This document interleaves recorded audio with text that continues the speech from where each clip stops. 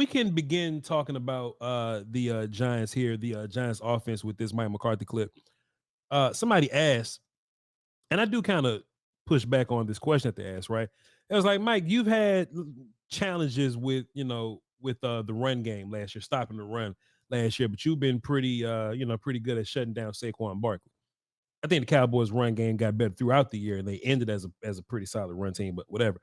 It was like, Mike, how'd you have challenges in the run game, but you did such a good job versus Saquon Barkley? Mike's about to give you another not tell you nothing answer. You know what I'm saying? Because there is some secret sauce somewhere stopping Saquon in this scheme or whatever, but me and Will gonna talk about it. But here we go. Stop Saquon, but you can't stop the run. It's the question's, obviously very specific to last year. It's something I talked about Monday. The only thing that really carries forward from last year to this year is statistically is your reputation. So if you look at the way we're built on defense, I think we really established that in 21. It was definitely the case in 22. People are going to try to run the football on us because of the success of our pass rush, and we've been the best in the league 2 years in a row taking the ball away. So I think the obvious is it starts with the run game, and the things that come off of that. So we've committed more time, which we have on offense too, to help our defense training camp on the action pass game, because obviously we expect the run to be a focal point each and every week, and the action pass off of that is something that we got to do a really good job of. So look, there was a lot of jargon in there. There was a lot of nonsense and sophistry in there, but I actually loved his answer that he ended with. Will Steele. Just on the Saquon Barkley real fast, and this is my first point. Just how do we deal with Saquon, which I would say is their best offensive player. First, the Cowboys last year. First time we played against them was 81 yards, and one of those was a 36-yard play. Besides that, Saquon wasn't doing very much. And the second time we lined up against them, Saquon was 11 for 39. Jonathan Hankins wasn't even in the conversation at this point. Any of those games? None of those games. Neither one of them. Mozzie, like the dude that got cut. Bohanna was the guy that was like anchoring run game at this point, right? So I don't think there's a big fear with Saquon necessarily, but I love what Mike McCarthy was saying. This approach is not exclusive to the Giants. Every team is going to come at us like this. Every team is going to look at Dallas and be like, I don't want to deal with them corners and them DBs over there. I don't want to deal with 11 and 90. I'm going to try to run the football. So what Mike McCarthy is saying, hey, this ain't just about Saquon. It's going to be about Breece and Dalvin. It's going to be about James Conner when they roll that tank machine out there in Arizona. It's going to be about Zeke and Stevenson when we see them.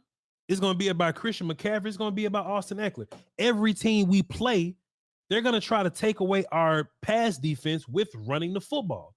So, yeah, we beat the shit out of Saquon twice last year.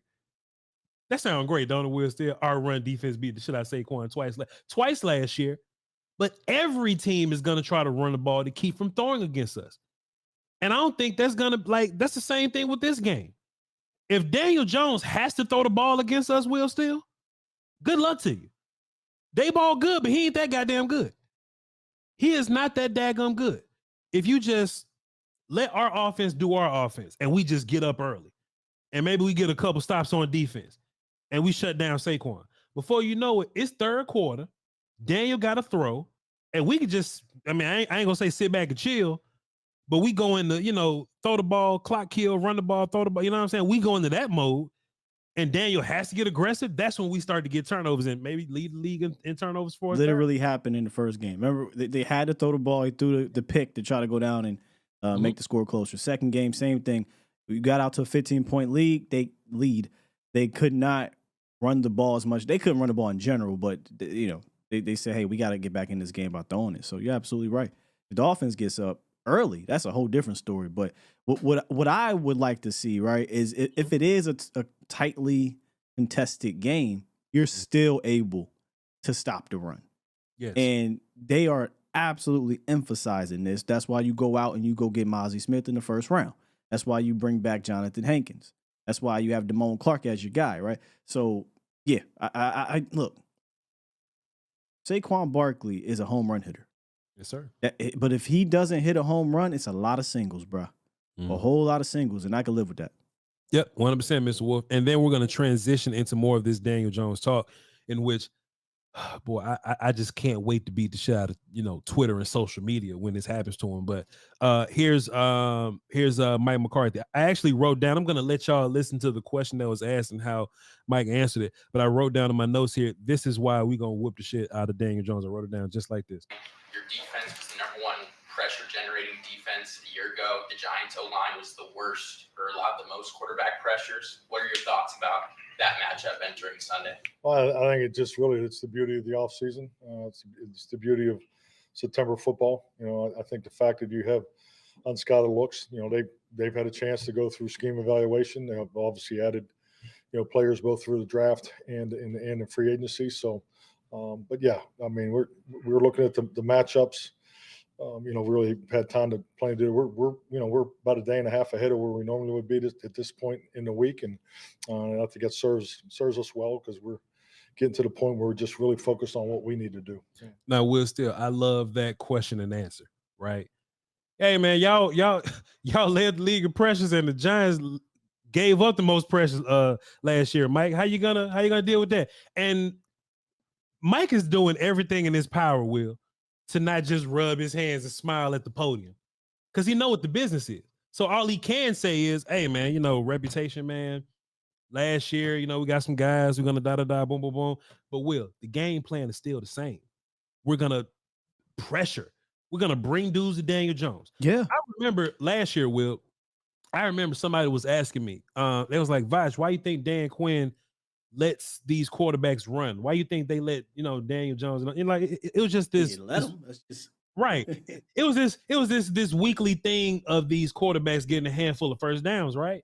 And I would be like, well, just listen to what you just said to me, right? Like these quarterbacks get a handful of first downs, but they got to throw at some point. Look, they did everything in their power. I'm just talking about last year to protect Daniel Jones, whether it be Daniel running or them getting rid of the ball quickly or deep ball versus cornerback too.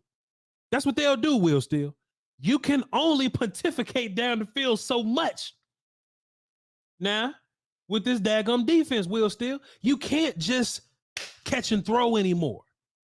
You can't just catch and throw with confidence anymore. You can't, you can scramble and get a first down if you want to, but you're not going to beat us just 10 yards at a time. Just, I can't run nothing on offense but quarterback runs. That's not how you beat the Dallas Cowboys.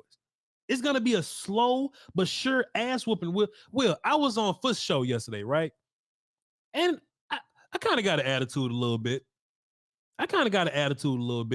You know what I'm saying? Because one, my whole thing is cornerback 2 last year was a way out. Cornerback 2 last year was, if we couldn't do nothing else to this defense that Dan and them put together, we just going to throw the ball versus cornerback 2. And them boys will get some chunk plays out of that. And before you know it, they're in the red zone. And before you know it, they score. That ain't Anthony Brown no more. That's Gilmore now. That's Stephon Gilmore. And well, look, Will, you know the funny part about it? Since we talking about deep ball versus cornerback 2, the one thing that I ain't never think about was Gilmore got all the deep ball versus cornerback 2 practice this year versus Brandon Cooks. Brandon Cooks is the guy. If you want, just go against Brandon Cooks every day in practice, and you should be fine with deep ball versus cornerback 2, whoever you going up against. Isaiah Hodgins. I understand that they got a lot of hype about Hyatt, but how you gonna have to show me? Wandale Robinson. Gonna need time. I mean, yes. Hyatt can have all the damn speed in the world. You're going to need time. That's my point. You know what I'm saying? Thank you. If it does come down to a point where you got to drop back like 7 steps, oh, sir, good luck to you. I actually had this point written down about the offensive line, Will Steele, because I was curious about how we were going to deploy our pass rushers versus their offensive line. We've seen Micah Parsons get 2 sacks versus Andrew Thomas. I've seen it happen. I've seen D-Law beat the shot at Evan Neal. I saw it, right? I saw it with my own eyes, right? I'm assuming Evan Neal is going to be a little better this year. Let's just assume. Somebody, Fuston King, even say, hey, Voch, Andrew Thomas is going to be better this year. Andrew Thomas was second team All-Pro. I agree. But damn, Micah going to be better. Yeah, Micah better this year too. You see what I'm saying? Yeah. So I was like, how do we deploy these guys? And I like what we did last year, Will. We kept best on best. We just kept Micah on Andrew. That's how I want to do it. And just say, hey, Mike, if you just whoop best, we just gonna go. If you just whoop best, then we'll whoop best. But what that does, Will, is that we just got the rest of our guys who are savages. They're just gonna be dealing with the nonsense that they got at offensive line. Yeah, I'm all for moving around Micah Parsons, but I don't want to put D-Law on Andrew Thomas's side that often because I think that's advantage Andrew Thomas. Sure. And that's all due respect to D-Law. I just think Andrew Thomas is one of them ones at left tackle where I get Micah can whoop on Evan Neal, but so can D-Law. And like you said, I've seen Micah have immense success against Andrew Thomas. So, yeah, I would love to kind of keep him that way. And then if you want to move Micah around, blitz him from the middle, loop him around, do some stunts, things like that. Sure. I just don't think and look, man, I've been trying my hardest, man, but the more I just think about the game, the more kind of disrespectful I get. Let me just pull up our lads real quick. Yeah. I don't think this offensive line enough, man. I don't think so. I mean, Andrew's good. For me, it's not it's not the players. It's not the players that make their offense challenging at one point. It's the scheme. Yeah. They do a lot of moving around pre-snap. They're at their best when they do pre-snap motion mixed with some play action stuff. And Daniel Jones can have big wide open windows to complete the pass. Like you said, matriculate down the field. They'll take that. That's actually what they want to do. Now they do got some new guys in the Hyatt, Paris Campbell's here, but Hyatt is supposed to be big play, stretch the field. But again, you got to get the rock to him. You got to have time to get the rock to him.